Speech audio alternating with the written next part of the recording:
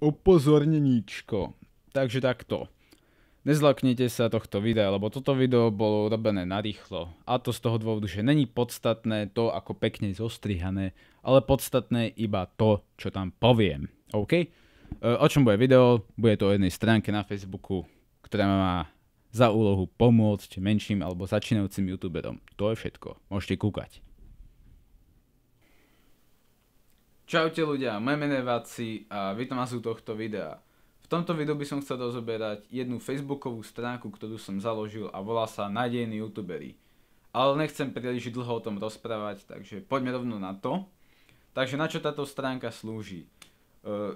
Jej cieľ je hlavne pomôcť menším alebo začínajúcim youtuberom zlepšiť sa alebo zviditeľniť, ale hlavne zlepšiť sa. Dobre, keďže tu budem kecať, tak kľudne si ma dajte aj do lišty. Nemusíte na mňa čumeť. Dobre, takže poďme rovno ku tým spôsobom, akým by som vám vlastne mohol pomôcť. Prvý spôsob, ktorý už používam je, že vás môžem zdieľať. Ale nezdieľam úplne každého. Zdieľam ľudí, hlavne tých, ktorí majú nejaký normálny obsah v tých videách. Proste takých ľudí, ktorí už sa dajú sledovať. Ak vás náhodou nezdieľam, tak je to väčšinou, že buď to máte zle, alebo len máte nejakú vec zlú, ale tá vec je možno dosť podstatná. Napríklad, že vám brutálne šuští mikrofón. To je podľa mňa také, čo odrádza ľudí. Druhým spôsobom, akým vám teda pomôžem, je, že vám chcem hlavne hovoriť, čo robíte zle, čo by ste mali zlepšiť. Podľa mňa tento spôsob je úplne najlepší, ako niekomu pomôcť. Sám viem z vlastnej skúsenosti, že to je naozaj to best, čo môže začínajúci youtuber dostať, a to je kritika. Nie iba negatívna, ale aj pozitívna. No, ale nechcem to robiť iba ja, že vám budem písať tieto veci, že zlepší toto, zlepší tamto, ale chcel by som, aby ste si to písali aj vy navzájom. A prečo to vlastne chcem?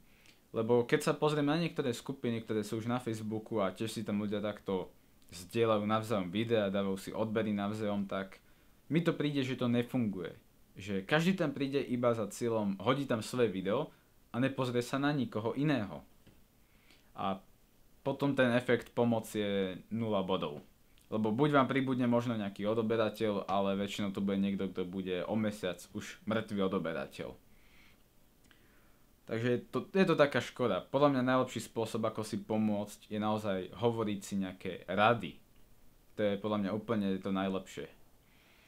Potom je tu tretí spôsob, aký by som chcel pomôcť, a to je, že budem vydávať na túto stránku zo pár videí, kde budem hovoriť nejaké rady a tipy, alebo budem rozoberať nejakú tému, ktorá sa týka YouTube. OK? A dúfam, že si z týchto videí zoberete nejakú tú radu, že vám to pomôže. Ak máte nejakú tému, ktorú chcete, aby som rozobral v takýchto videách, tak mi ju teda napíšte a možno, že urobím o nej video. Takže teraz prejdeme už ku tej poslednej možnosti, a to sú súťaže. Na to ale, aby som mohol robiť nejaké súťaže, tak bude možno potrebné, aby bolo ľudí viacej, takže nebude to úplne, že hneď. A to iba z toho dôvodu, že tieto súťaže by naozaj dopadli tak, že by sa zapojili maximálne 2-3 ľudia. A ja chcem, aby sa zapojili možno aj viacerí.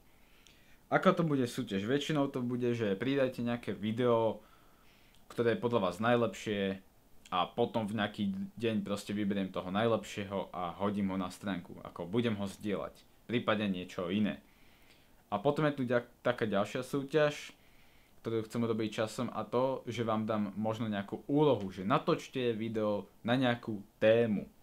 Samozrejme dávam na to aj dostatok času a potom opäť vyberiem výhercu.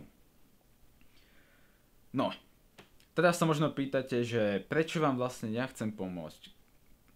No, prečo vám chcem teda ja pomôcť a že prečo zrovna ja, keď ja mám tak málo odoberateľov, keď mám nejakých 150 odoberateľov, prečo mám vlastne taký malý krepatý youtuber chce pomôcť a proste ako, vy si možno budete mysleť, že vám neviem v ničom poradiť, ale myslím si, že viem, lebo vedieť niekomu poradiť, to není otázka odoberateľov.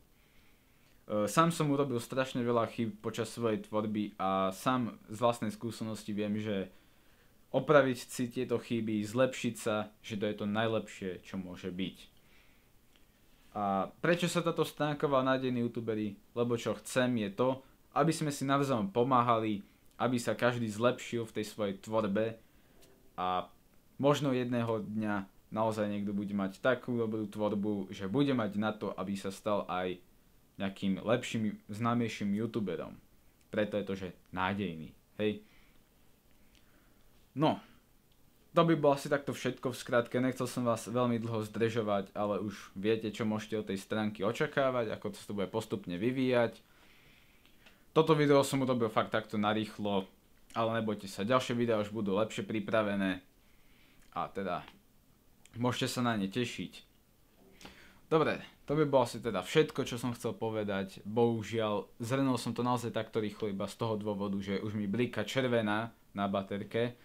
To znamená, že za 2 minúty mi asi skápe foťák, takže ani nestihnem viacej povedať. Dobre ľudia, takže pomáhajte si navzájom, OK, to je hlavné a môžete očakávať teda tie videá a dúfam, že si od nich, z tých videí teda zoberiete nejaké rady, ktoré vám pomôžu. Dobre, majte sa pekne, stránka je v popise videjka, hej, tam link, choďte tam a dajte tam like. Dobre, majte sa pekne, čaute. Ty kokos, Vaci, no to si dal fakt narýchlo. Len aby ti oťa všetci teraz nezdrhli, ty, Dilino.